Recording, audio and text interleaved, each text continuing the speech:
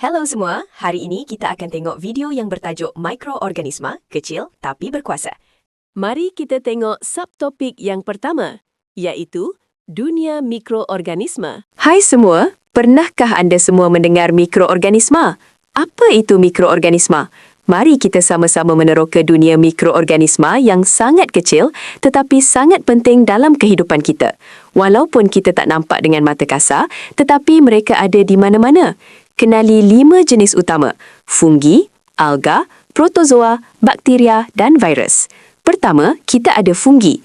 Antara contoh fungi adalah cendawan.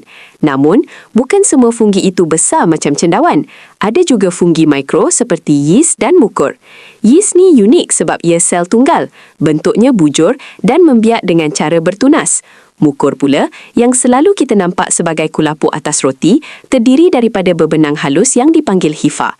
Kebanyakan fungi tak boleh buat makanan sendiri, jadi mereka akan serap nutrien dari persekitaran mereka. Seterusnya, alga. Alga ni macam tumbuhan versi mikro. Kebanyakannya hidup di dalam air, sama ada air tawar atau air masin. Contohnya, Spirogyra dan Chlamydomonas. Apa yang istimewa tentang alga ialah ia mempunyai klorofil, pigmen hijau yang membolehkannya menjalankan fotosintesis. Maksudnya, alga boleh buat makanan sendiri menggunakan cahaya matahari, sama macam tumbuhan. Ada alga yang unisel, ada juga yang multisel. Jenis ketiga ialah protozoa. Protozoa ni digelar sebagai haiwan pertama kerana ia menunjukkan ciri-ciri seperti haiwan. Contoh yang popular ialah ameba dan paramecium. Ameba sentiasa berubah bentuk dan bergerak menggunakan unjuran yang dipanggil pseudopodium atau kaki palsu. Paramecium pula berbentuk seperti selipar dan bergerak laju menggunakan struktur halus macam rambut yang dipanggil silia. Protozoa biasanya memakan organisma lain untuk hidup. Mikroorganisma yang seterusnya adalah bakteria. Bakteria ada di mana-mana saja, dalam tanah, air, udara, malah dalam badan kita. Saiznya sangat kecil dan ia wujud dalam pelbagai bentuk seperti sfera, rods, pilin dan koma. Bakteria membiak dengan sangat cepat melalui proses yang dipanggil belahan dua. Walaupun sesetengah bakteria boleh menyebabkan penyakit, banyak juga yang bermanfaat. Contohnya, dalam sistem pencernaan, kita membantu melembutkan najis, mengurangkan sembelit dan menguatkan sistem imun.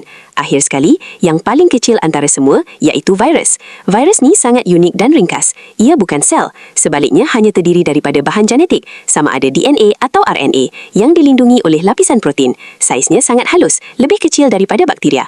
Ia tak boleh hidup atau membiak sendiri. Ia perlu menjangkiti sel perumah yang hidup, seperti sel manusia, haiwan atau tumbuhan, dan mengambil alih jentera sel itu untuk menghasilkan lebih banyak virus. Jadi, itulah dia 5 kumpulan utama mikroorganisma. Setiap satunya ada ciri dan cara hidup yang tersendiri. Seterusnya, faktor yang mempengaruhi pertumbuhan mikroorganisma. Alia merupakan gadis 17 tahun yang telah dijangkiti penyakit berjangkit. Apabila doktor memberitahu bahawa jangkitan itu disebabkan mikroorganisma berbahaya, Alia tertanya-tanya, bagaimanakah mikroorganisma tumbuh? Adakah anda dapat membantu Alia mencari jawapan? Mari kita sama-sama lihat. Tahukah anda, terdapat 5 faktor yang mempengaruhi pertumbuhan mikroorganisma. Faktor yang mempengaruhi pertumbuhan atau perencatan mikroorganisma ialah kelembapan. Keadaan yang lembap sesuai untuk pertumbuhan dan pembiakan mikroorganisma.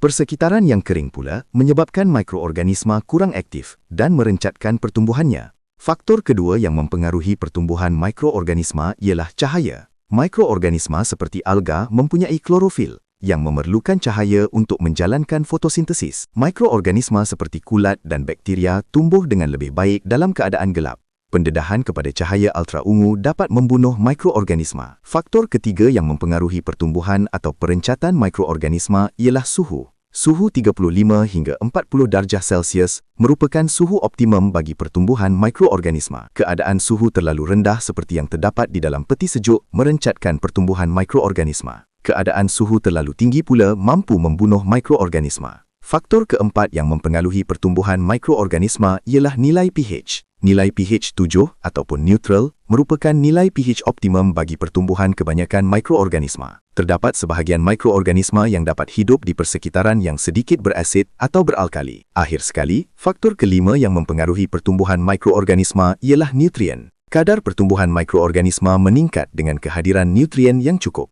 Kadar pertumbuhan mikroorganisma akan terencat walaupun dengan kehadiran nutrien apabila faktor lain seperti kelembapan, cahaya, suhu dan nilai pH adalah terhad. Itulah 5 faktor yang mempengaruhi pertumbuhan dan perencatan mikroorganisma.